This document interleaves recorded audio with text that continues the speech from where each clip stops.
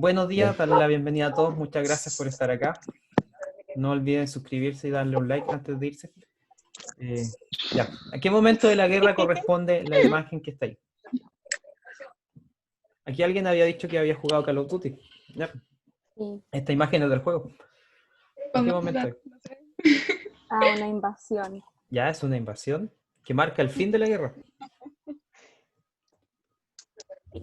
Es un día conocido también como el día... Cuando empiezan a matar a los nazis, o cuando le empiezan a ganar a los... Exacto, es el día de... Anduvieron cerca. Esa misma misión, no me acordaba. La invasión en la... ¿En qué lugar de Francia? Hay en... Ustedes dijeron que con el juego habían aprendido todo de la guerra. algo poco. Esa misión es cuando Traducido al llega... español menos los alemanes. Esa misión es cuando te llega el tanque, ¿cierto? Llegáis como unas casas todas destruidas. El día de o el desembarco de Normandía, ¿ya? También conocido como el desembarco de Normandía, que marca el comienzo del fin de la guerra. O sea, después de esta invasión van a pasar varios años antes que se acabe la guerra, pero marca el retroceso ya del ejército alemán. Se deja de expandir y empieza a cada vez retroceder más hacia territorio original de Alemania, hasta que finalmente los rusos lleguen por el lado oriental hacia Berlín y se acabe la guerra. Ya. Lo que nosotros vamos a trabajar hoy día y esta semana, que está relacionado con la guía, que ustedes ya, por lo que me dijeron varios, ya la terminaron, se trata sobre las consecuencias que tiene la Segunda Guerra Mundial. Son muchas consecuencias. Y por eso es que va a ser un poco extensa esta clase ya. Podemos dividirlo en dos bloques, o si quieren nos podemos tirar de un viaje y de esa forma abarcamos todos los contenidos que están en la guía.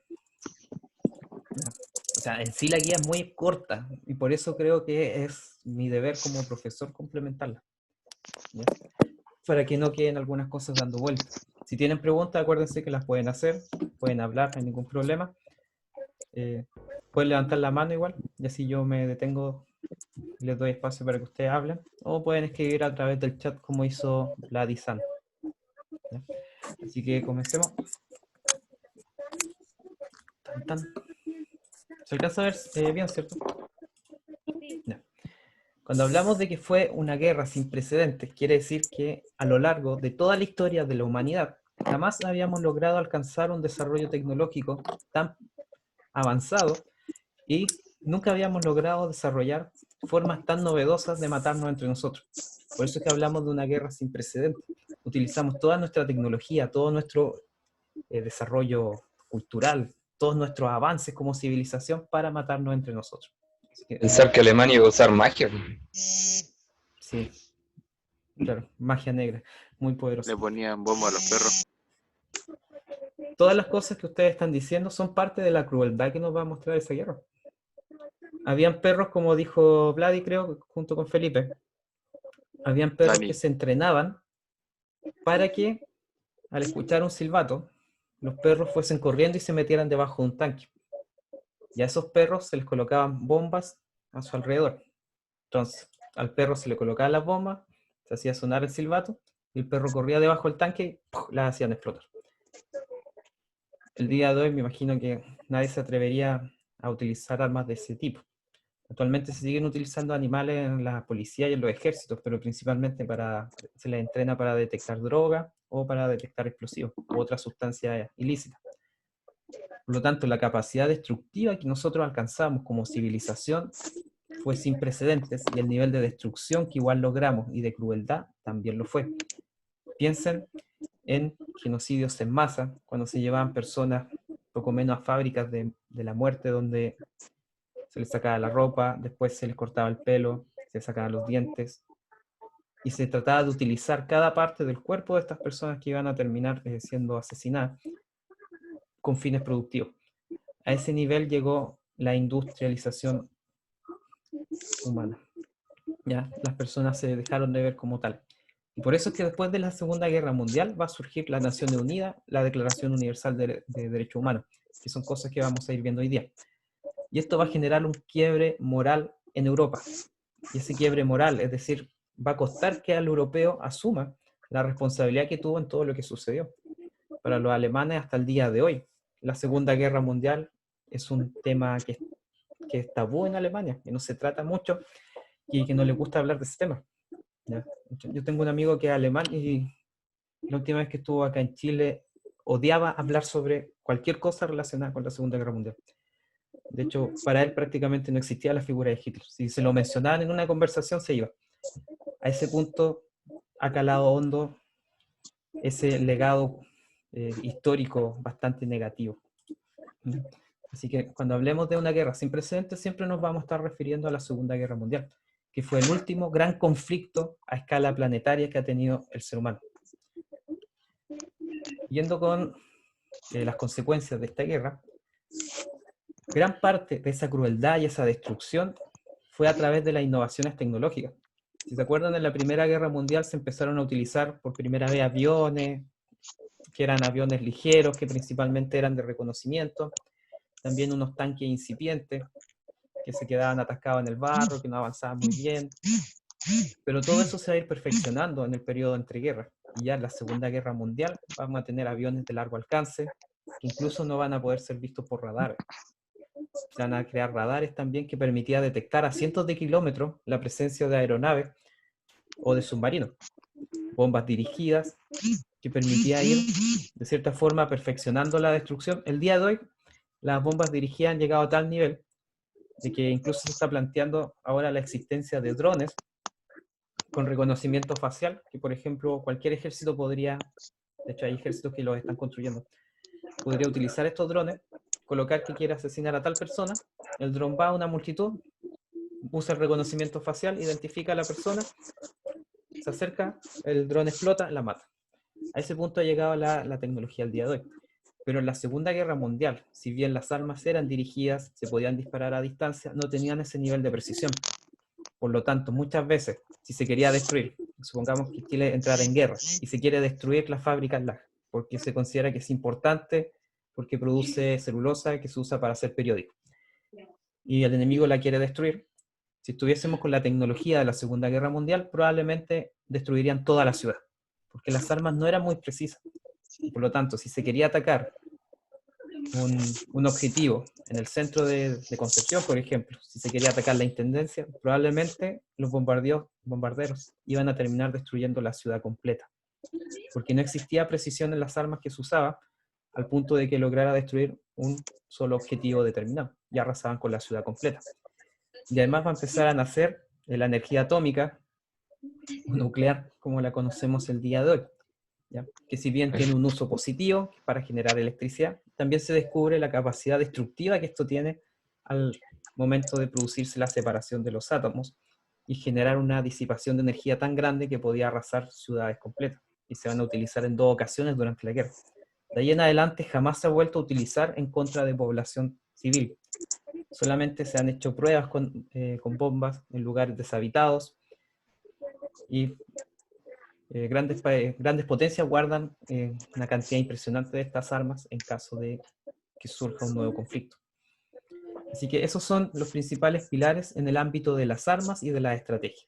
Uso de aviones y tanques, lo que permitía que la extensión de la guerra y la rapidez para conquistar ciudades, en cosa de días se podía conquistar un país completo. Los radares que permitían detectar a cientos de kilómetros aviones o submarinos. Bombas dirigidas, esto es un perfeccionamiento de la cohetería. Después todo ese avance en las bombas dirigidas, por ejemplo los cohetes B-2 en Alemania, se va a utilizar para la creación de las primeras naves espaciales, y la energía atómica, tanto por su carácter destructivo como para su carácter positivo y su uso civil, que es para generar energía. Un punto importante de la Segunda Guerra Mundial está relacionado con el uso de la propaganda. Y por eso es que vamos a destacar la figura de Joseph Goebbels, quien fue ministro de propaganda del Tercer Reich. Él nos planteaba, de hecho hasta el día de hoy se estudia, lo que él planteaba en cuanto al uso de la propaganda para convencer a las personas, ¿ya? Aquí hay un pequeño video de la campaña del sí y del no, no sé si lo quieren ver, o se los dejo para que lo vean después. Veámoslo. ¿Ya? Que nos va a servir para comprender un poco a qué se refiere esto de la propaganda. que a diferencia de la publicidad, la propaganda busca convencerte de una idea. Escucho, ¿no? Le demonetizan el video al profe.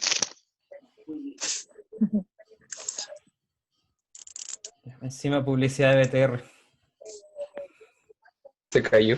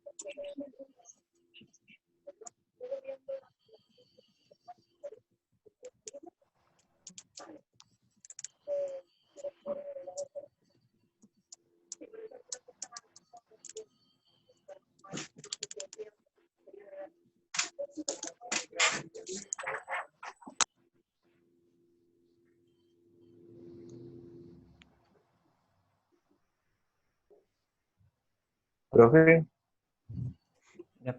De lo que ustedes han visto hasta acá, ¿qué es lo que buscaba esta campaña en el plebiscito de Chile? Está relacionado con el uso de la propaganda. ¿Qué es lo que les está comunicando a ustedes? buena pregunta. ¿Qué sienten que les comunica este video? Votar que no. ¿Ya? Pero, ¿qué sacas con votar que no? ¿Qué es lo que ganarías si es que No votaras sé, no por que no? escuché nada del video. Pero de lo que se veía, ¿qué pasaba con las personas que salían ahí? Eran como más libres, se podría decir así. Ya eran libres, estaban haciendo lo que querían, ¿cierto? Estaban sonriendo. Y hay una imagen que es muy fuerte y que es clave en esta campaña, se las voy a repetir acá, que son como 4 segundos, miren. ¿Qué es lo que le está pasando a ese rey? Se le está cayendo la corona. ¿Se le Está cae perdiendo el poder. Lo o están se la quitan? decoronando. Lo están descoronando. ¿Quién será ese rey? ¿A quién estará haciendo... Alusión. ¿quién creen ustedes que puede ser ese rey que está ahí? ¿A quién está El personificando? presidente. El que estaba en el poder en ese tiempo, ¿no era Pinochet? Pinochet, exacto.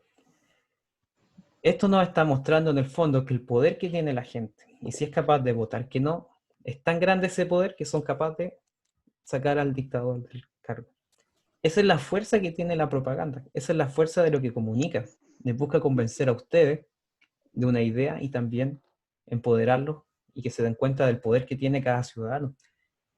Y eso se puede utilizar para fines pacíficos, fines positivos de la sociedad y también para fines negativos, que es lo que va a pasar en Alemania. ¿Ya? Bueno, aquí había un ejemplo de publicidad que no lo voy a colocar por temas de copyright, que era para diferenciar principalmente lo que era propaganda y publicidad. Ustedes el lenguaje ya lo han trabajado, ¿cierto? La publicidad lo que busca, ¿cierto?, es vendernos un producto. En cambio, la propaganda nos busca convencer de una idea, nos busca hacer cambiar nuestro pensamiento. Esa es la principal diferencia. Hay una frase que se le atribuye a este ministro de propaganda nazi, a Joseph Goebbels, que si ustedes lo buscan en cualquier lugar les va a aparecer, que es, no se tiene certeza si es que él efectivamente lo dijo, quizás lo dijo en una conversación y alguien lo grabó por ahí. Él nos planteaba que una mentira que se repetía 1000 veces se podía convertir en verdad. Y aquí tiene que ver con el uso y manipulación de la realidad que va a tener la Alemania nazi, y que va a permitir convencer a su población de que ellos efectivamente eran la raza superior, y de que efectivamente los judíos eran una amenaza que debía ser exterminada.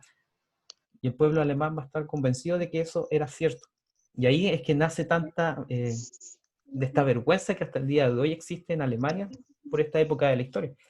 Les cuesta comprender cómo es que llegaron a estar tan enceguecidos por los ideales nazis, que no se daban cuenta que lo que estaban haciendo era actuar en contra de personas inocentes, que no tenían ninguna culpa. ¿Cuáles son los 11 principios de la propaganda? Esto no es necesario que se lo memoricen, ¿ya? Ni que se lo aprendan. Está acá como una forma de poder identificar cuando estamos frente a una propaganda o no. En el caso de la Alemania nazi, esto se centraba, en primer lugar, en todos los problemas, simplificarlos en un único enemigo. Hay desempleo, ¿de quién es la culpa? De los judíos. Hay robo, hay mucha violencia en las calles, judíos. Todo se le echa la culpa a un solo grupo. Y de esa forma, la sociedad en pleno tenía un enemigo en común.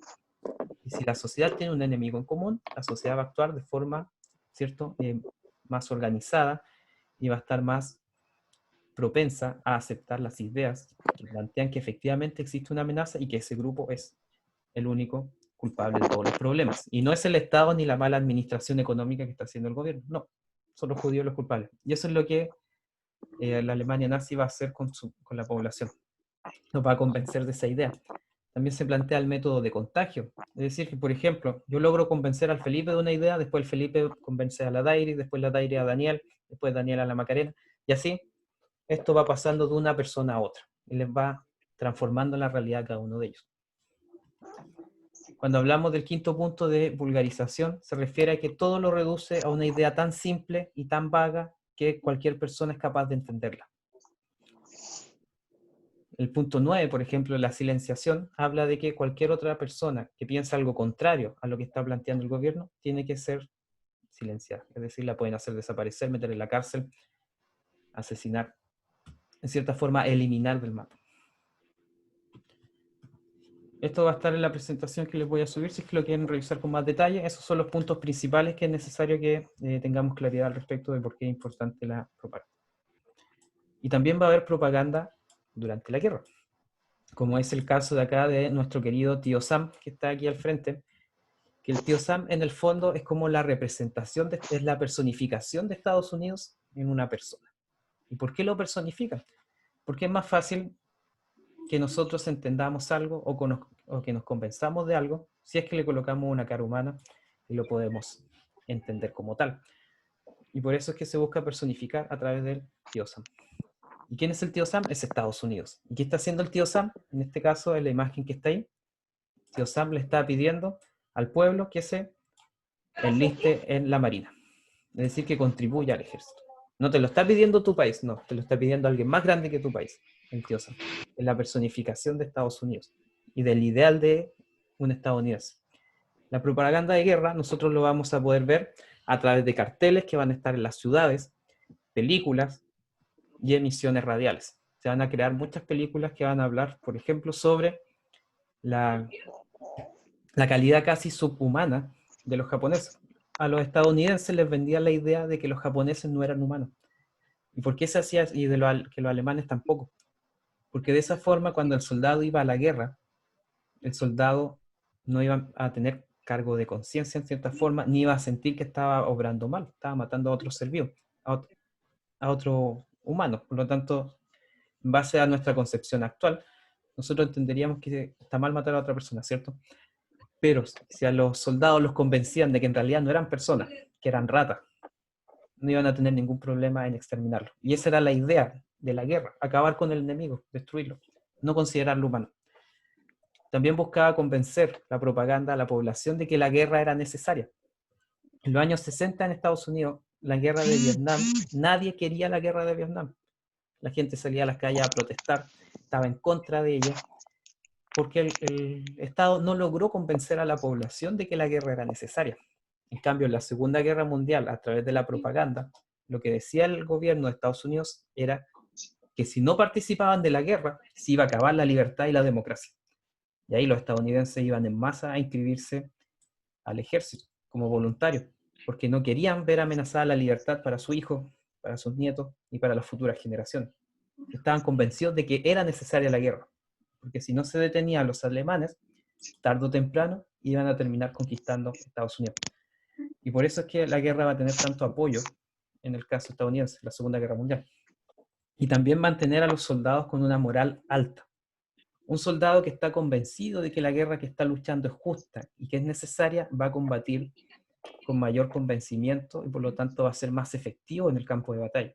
En cambio, si un soldado lo mandan obligado porque no quiere y él nota que no es necesaria la guerra, su valor en el campo de batalla va a ser mucho más inferior que el de un soldado que sí esté con la moral alta y que sí esté convencido de que es necesaria la guerra.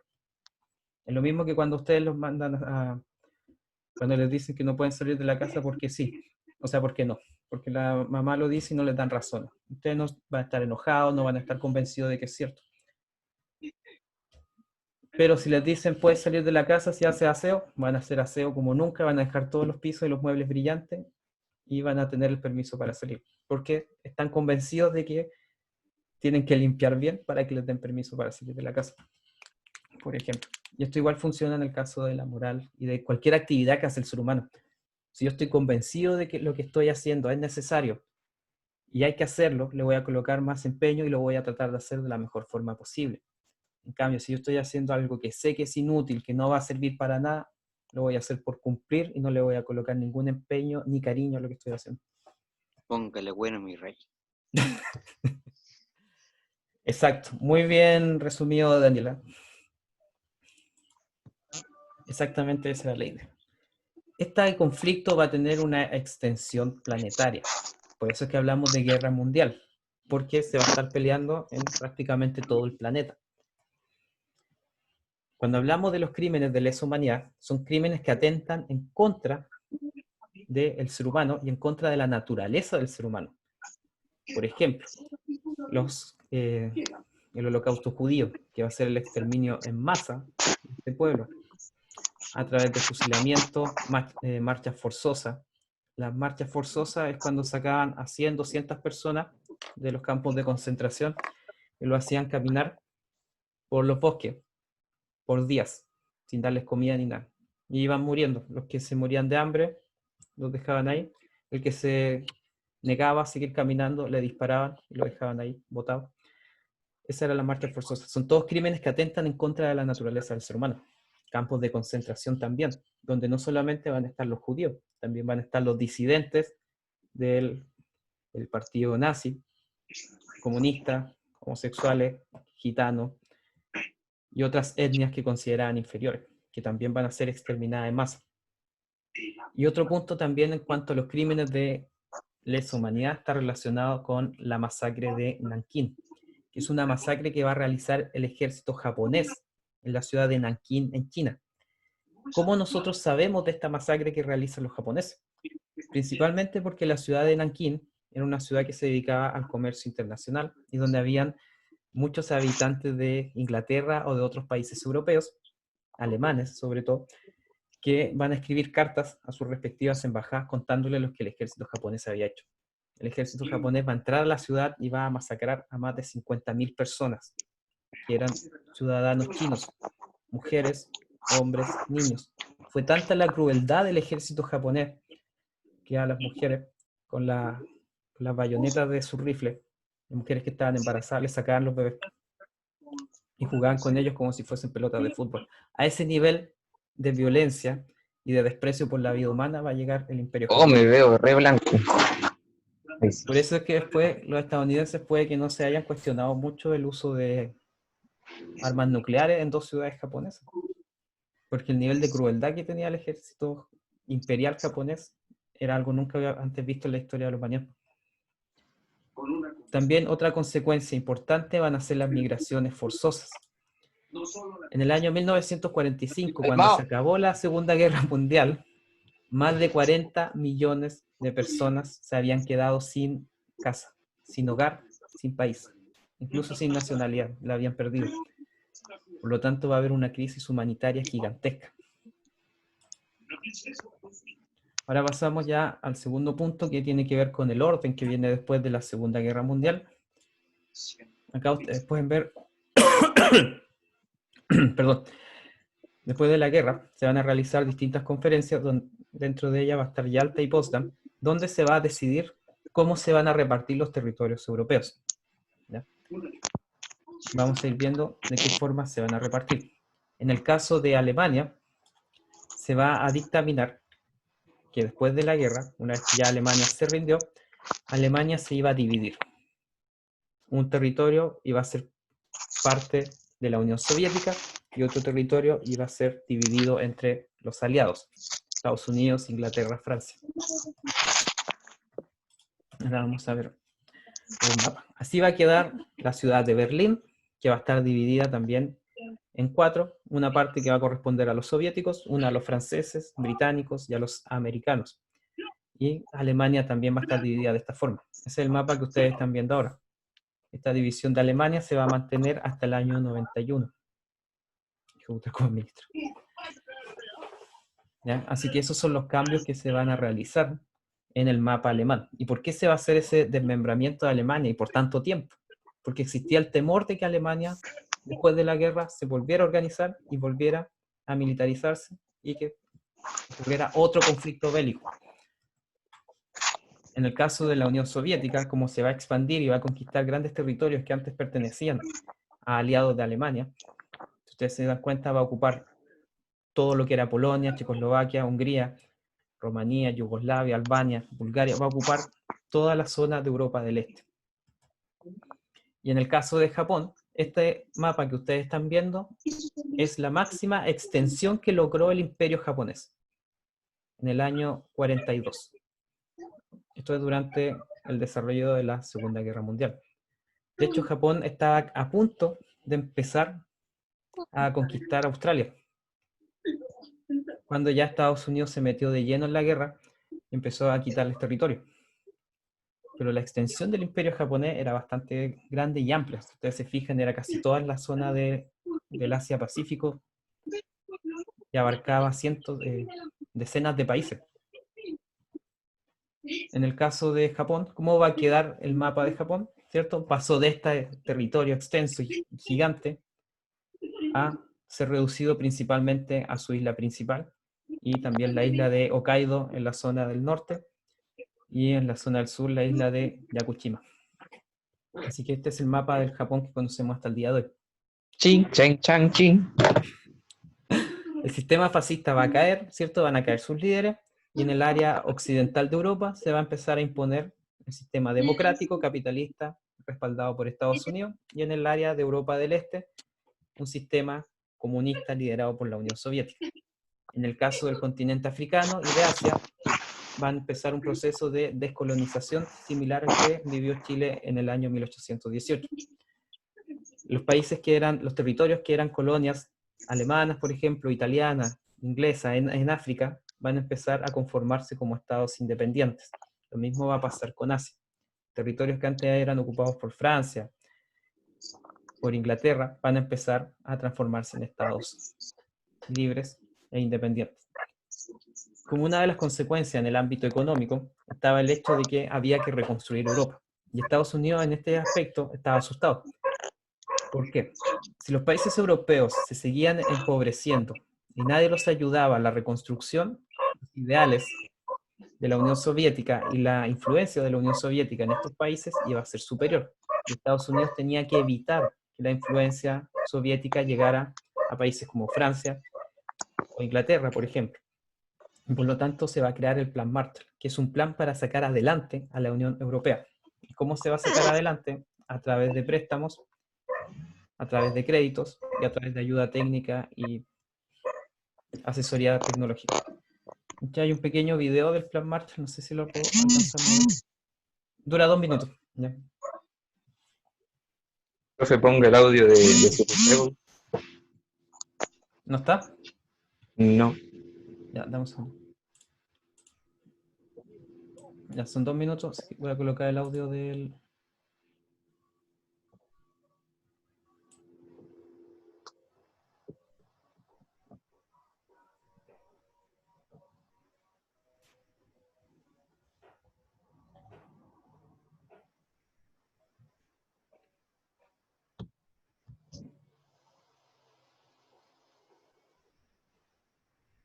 Ya. Ahora sí, ¿me escuchan? Obvio. Ya, les voy a dejar el video después para que lo vean. La profe. ¿Vale? Bueno, esto en el fondo es un resumen del Plan Marshall, son 2 minutos, así que tampoco está largo.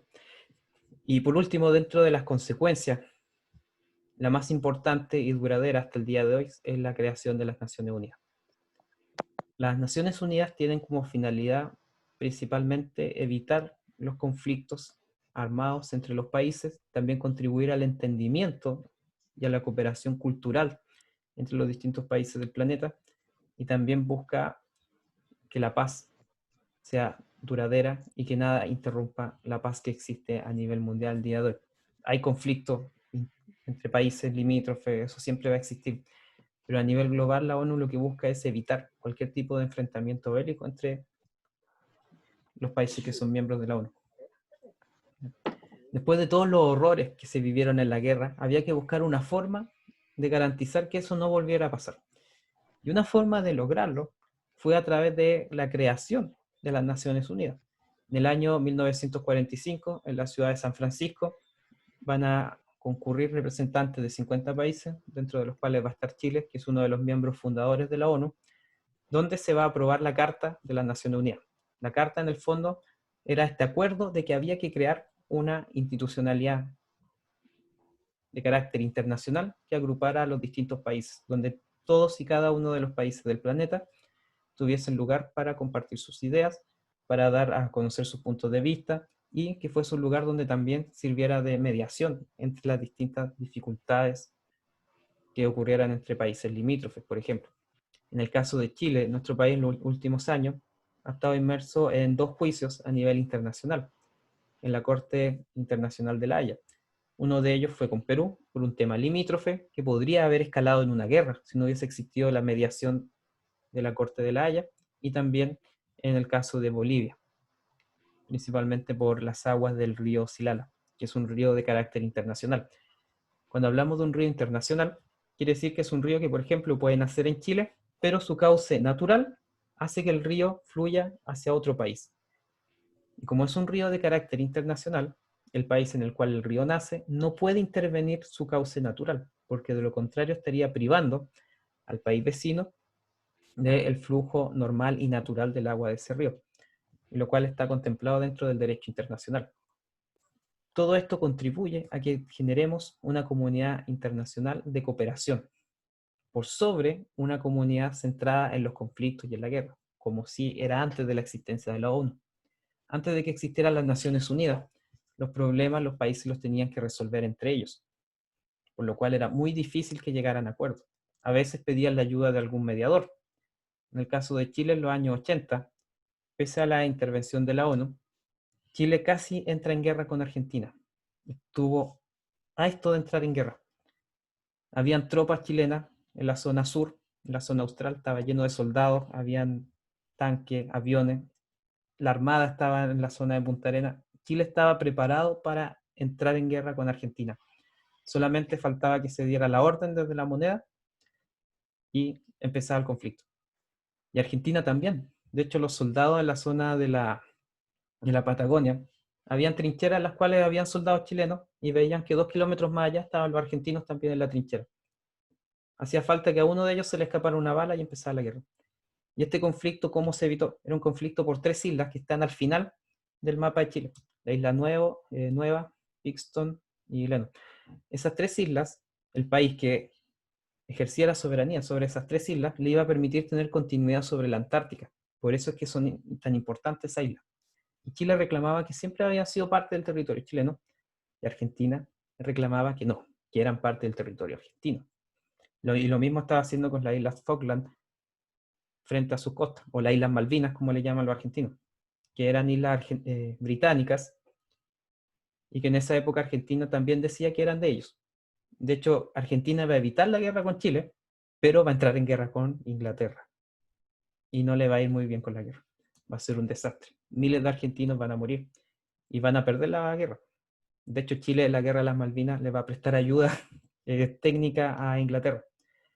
Los aviones ingleses aterrizaban en aeropuertos chilenos, se reabastecían con combustible en nuestro territorio. Y además Chile le dio ayuda en cuanto a conocimiento cartográfico de los territorios. Pero eso fue porque Chile había estado a punto de estar en guerra con Argentina, así que era lógico que apoyara al enemigo de Argentina. Acuérdense, ¿cómo es? El enemigo de mi enemigo es mi amigo. Bajo esa lógica es que le va a prestar ayuda a Inglaterra. ¿Y cómo se evitó la guerra entre Chile y Argentina? Fue principalmente gracias a que tanto Chile como Argentina en los años 80 eran países extremadamente católicos. Sus presidentes, sus dictadores eran católicos también, y vino el Papa, Juan Pablo II, y medió entre los 2 países. La Iglesia ayudó a evitar el conflicto. Si la Iglesia no hubiese mediado entre estos 2 países, probablemente la guerra hubiese iniciado y por lo que se ha dicho y por todos los estudios que se han hecho, la mayoría de los historiadores coinciden, y yo también estoy de acuerdo con la idea, de que la guerra iba a ser desastrosa para los dos países y que finalmente la iba a ganar Chile, pero iba a significar un desgaste económico y una pérdida de población desastrosa.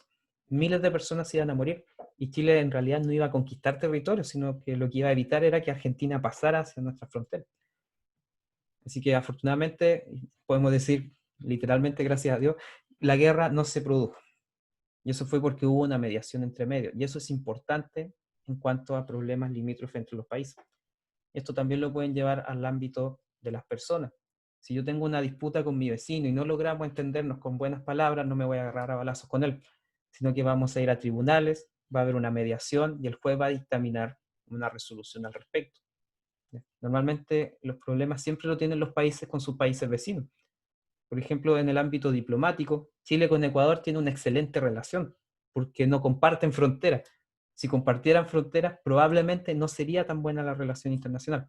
O también Chile con Colombia o Brasil tienen excelentes relaciones diplomáticas, pero es porque no son países limítrofes.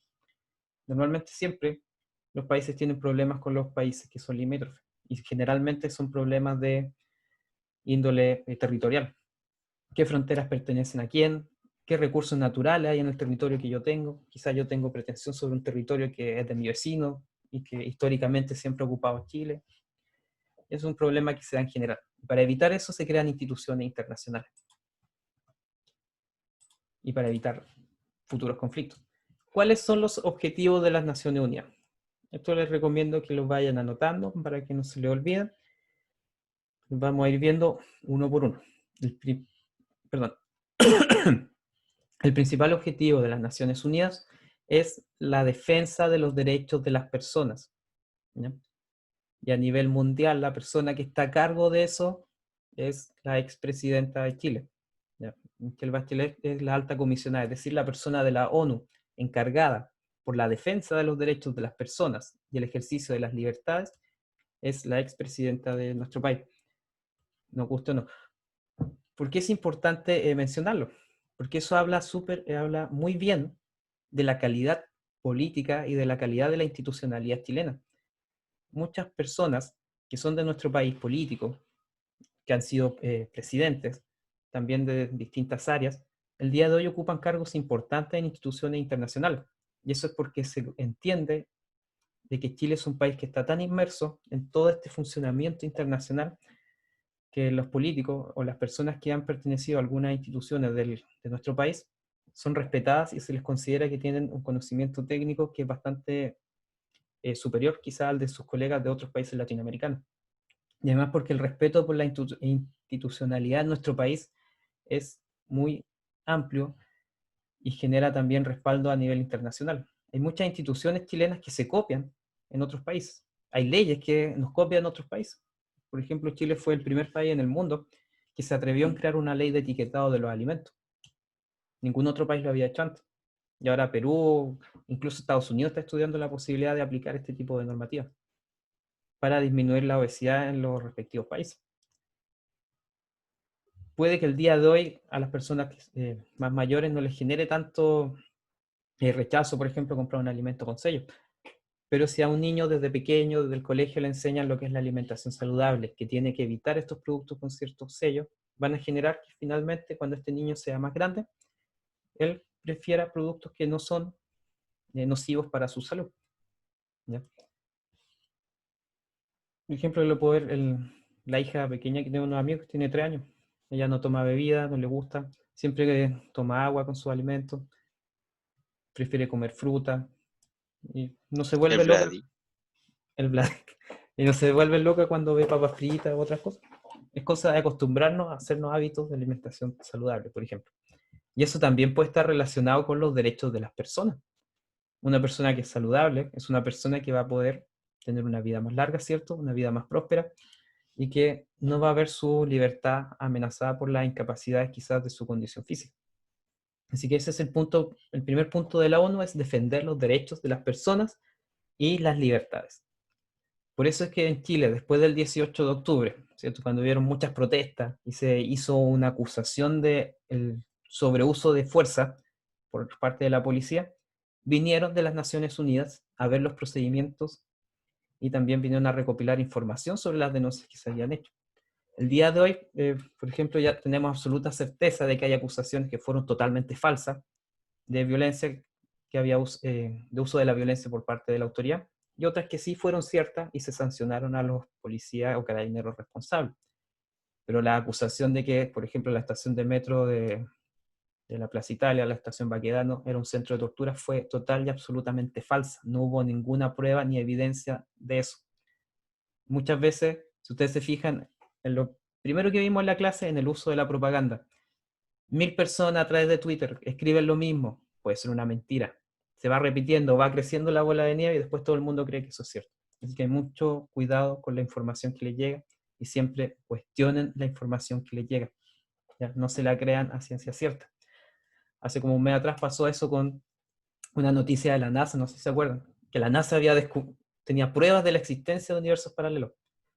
Y en realidad era una antena que funcionaba gracias al respaldo técnico de la NASA, que había descubierto unas posibles ondas que no tenían una explicación lógica de cómo funcionaban esas ondas magnéticas. Y eso fue todo.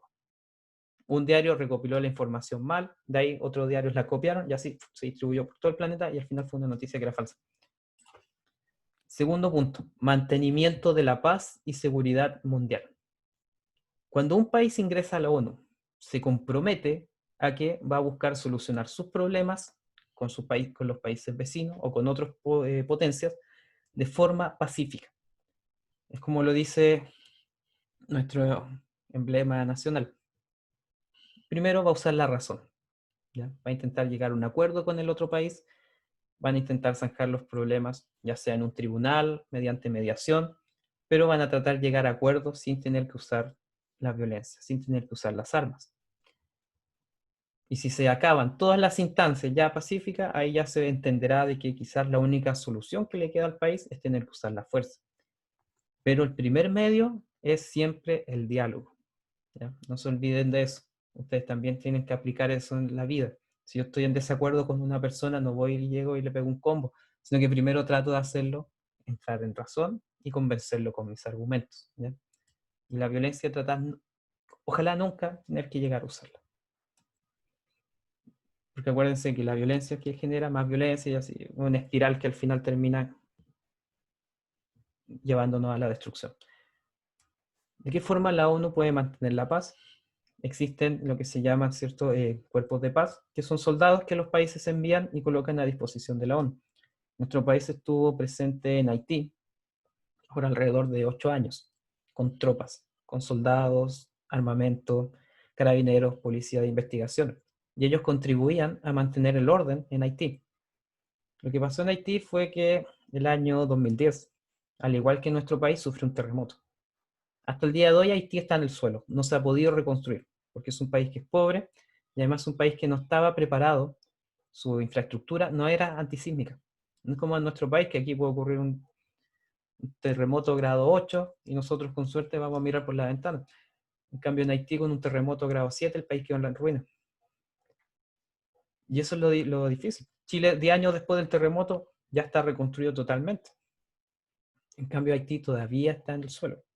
También hubo una crisis política. No hay liderazgo, no hay partidos políticos que logren mantener el poder ni logren convencer a las personas de que la democracia es una buena forma de gobierno. Y por eso fue necesaria la intervención de la ONU. Nuestro país estuvo ahí presente. Por eso es que existe un nexo tan grande entre Haití y Chile. Porque la presencia de las tropas chilenas fue por más de 8 años. Y no solamente habían tropas, también habían instituciones del gobierno, también había asesoramiento del Ministerio de Salud, Ministerio de Educación. Varias fundaciones chilenas construyeron colegios, casas, buscaban ayudar a que la población de este país que fue afectado y que es un país que es mucho más pobre, buscábamos ayudarlo a salir adelante. Y eso es parte fundamental de las relaciones internacionales. Si a nosotros nos está yendo bien como país, tenemos que ayudar a los países que les está yendo mal y ayudarlos a salir adelante. Y esto es principalmente porque también son humanos los que viven ahí. Y eso es lo que tiene que primar en las relaciones internacionales. por sobre todas las cosas, el desarrollo de toda la humanidad en su conjunto. Y por eso mismo es que después llegaron tantos haitianos a Chile, porque conocían sobre el país, habían visto a los soldados allá, la institucionalidad también del Estado que estaba allá presente. Y eso fue generando un nexo entre los dos países. Eso nos permite entender por qué llegaron de tan lejos hacia acá y no cruzaron a México u otro país. Bueno, y además en esa época Chile hasta el día de hoy sigue siendo una de las principales potencias económicas de América Latina, así que por eso es que emigraron tanto para acá. La promesa de el sueño, como el sueño americano, pero en nuestro país. Tercer punto, la necesidad de garantizar la libre determinación de los pueblos y el principio de no intervención. ¿Qué significa esto? Que la ONU no puede intervenir, por ejemplo, en las elecciones internas de un país, por considerar que un candidato puede significar una amenaza para la democracia interna. Y que es bastante contradictorio, porque si bien la ONU busca que prime la democracia, el entendimiento de los pueblos, la ONU no puede intervenir dentro, por ejemplo, de las elecciones del país, aunque se esté eligiendo un candidato que proponga disminuir las libertades civiles de las personas. Tampoco puede intervenir, por ejemplo, si ocurre una guerra civil dentro de un país, porque una guerra civil está dentro de la autodeterminación de los pueblos. Por eso es que la ONU no respaldó en ningún momento una intervención militar dentro de Siria, siendo que Siria ya lleva en guerra civil un montón de años. Pero es parte de su derecho fundamental de autodeterminación. Por eso es que no se puede meter dentro de los asuntos internos de un país. Sí puede mandar tropas de paz, por ejemplo, que es para mantener el orden dentro del país y ayudar al gobierno establecido a que controle la situación. Pero no puede intervenir en la elección de un gobierno determinado o de otro. Cuarto punto, tiene que fomentar la cooperación entre los pueblos en aspectos de carácter económico, social y culturales y educativo. Por ejemplo, una de las instancias de cooperación mayores que existen en la ONU es la UNESCO, que tiene que ver con la cultura, la educación y las artes. La UNESCO ayuda a la conservación del patrimonio de la humanidad, por ejemplo, a través de la declaración de zonas patrimoniales como Valparaíso, que fue declarado Patrimonio de la Humanidad, o la iglesia en Chiloé. Es decir, son lugares que tienen que ser preservados porque son parte fundamental de la memoria de nuestra especie. Y ya llegando casi a la parte final, también está la Asamblea General. En la Asamblea General todos los países pueden enviar un representante y pueden dar a conocer sus ideas, su opinión al respecto de distintos temas que sean de importancia para el país. También existen asambleas generales que tienen temas en específico. Puede ser una asamblea general en cuanto al medio ambiente, y ahí todos los países van a dar su postura al respecto, las medidas que deberíamos tomar, y ahí buscan llegar a acuerdos de carácter internacional. También está el Consejo de Seguridad de la ONU, que tiene que ver principalmente con decisiones relacionadas con, por ejemplo, en caso de guerra o de autorizar o no la intervención militar de un país sobre otro.